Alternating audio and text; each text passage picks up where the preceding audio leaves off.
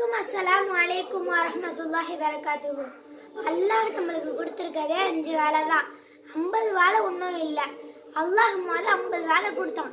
நம்ம நபி தூதர், அதாவது அல்லாஹுக்கு தூதர், நம்மளுக்கு நபி முஹம்மது நபி ஸல்லல்லாஹு அலைஹி வஸல்லம். அவங்க அல்லாஹ் எனக்கு ஒரு 5 வேலை கம்மி பண்ணு, 5 வேலை கம்மி பண்ணுன்னு சொல்லி 5 வேலை தான் நம்மளுக்கு அல்லாஹ் கொடுத்துருக்கான். அதையும் உருப்பிடாம தொழுவாமல் இருந்தால் என்ன மக்கள் செய்கிறது? அதனால இன்ஷா அல்லாஹ் நம்ம எல்லாரும் தொழுகையை விடாமல் இருப்போம் என்று உறுதியை கூறி